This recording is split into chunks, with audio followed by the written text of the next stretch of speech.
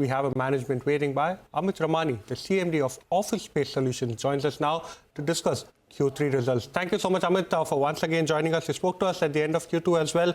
A much more improved performance coming in as far as Q3 was concerned. Can margins sustain at these levels, and what was the occupancy rate as far as Q3 was concerned? Where do you expect to end FY25 at in terms of occupancy? So very clearly, the margin improvement is a result of our operating efficiencies, obviously better client profile, clear focus on making sure we have the right operating leverage, and all of these factors, including occupancy, have made a difference and made the margin improvement. Our guidance for the year was about a 1.5% improvement, and we are already touching almost 4% from 10.5% to about 14.7%. So I think the margins will continue to hold, in my view. Again, as I said, I won't want to comment on the future projections, but at least for the next quarter, we feel strongly that the margin will continue to hold. The occupancy, as we have reported in the past, the blended occupancy is at about 73%. And the more than 12 months occupancy, which are centers which are a bit more mature, is at about 84%. So I think both are continuing to hold well. And I think for the foreseeable future, we think the occupancy will hold. And we say that with a lot of confidence because we were looking to add about 40,000 seats this year. And this year, for the 9-month period, we have sold about 40,000 seats as well. So the pace of new seat addition and new seat sale is keeping in sync. So we feel strongly that the occupancy will be maintained. Amit, you've been surpassing all your estimates on margins, you already said, versus estimates of a 1.5% increase. You've done nearly 4%. Even on the top line, I think your guidance was 30% plus. First 9 months, you're tracking 41% in terms of a top line growth. Are you going to end with a 40% kind of growth? And what would be the new seat count addition guidance for the full year? Reema, I wouldn't want to comment on the future projections here, but I think while H1 was strong and H2 will be stronger. So that's the guidance I would like to give. We were looking to add for FY25 about 40,000 new seats, and we have 120,000 seats that are operational across 193 centers.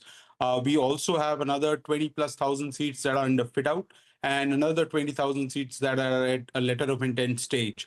So we have clear visibility of 135,000 going operational by March of 25, and we have another 25,000 seats which are either under fit out or under LOI. So we feel strongly that the next year also seat addition is going to be at least at par, if not better. But just to end the year with, instead of 30% plus, can you, considering how strong H2 is, we should be at 40% plus top line growth? The momentum will continue. Reema, again, I wouldn't want to comment on specifics here, but the momentum will continue. I think the seat addition, our bets in both tier 1 and tier 2 cities. We added Lucknow to our kitty. We have 18 tier 2 cities.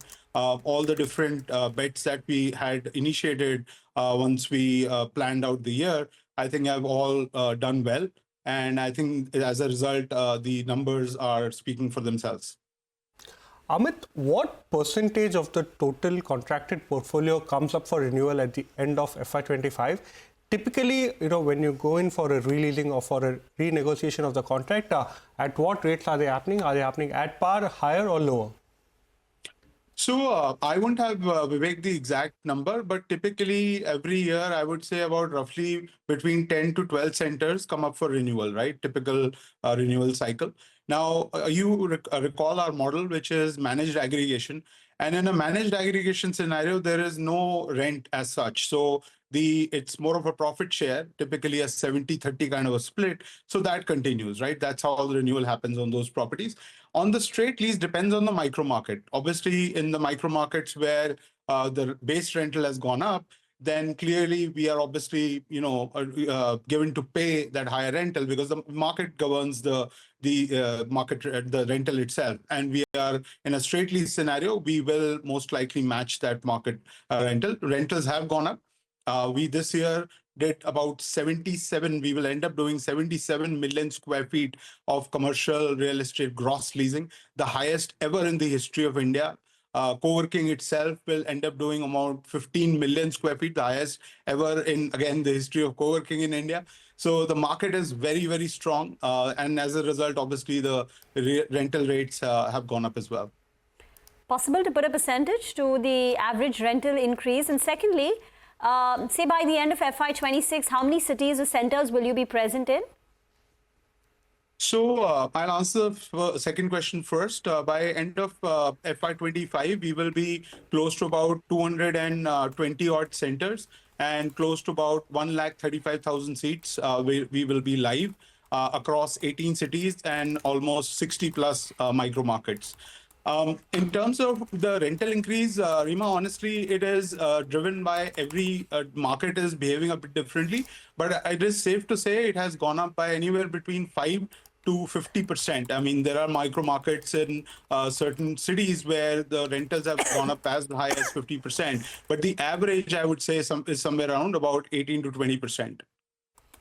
Understood that. Thank you so much, Amit, for joining us, giving us a sense of how Q3 panned out and what exactly is expected as far as upcoming Q4 and FY26 is concerned. Let's now slip into a short break. On the other side, management of Suraksha Diagnostic joins us on the other side to discuss their Q3 results and the way forward.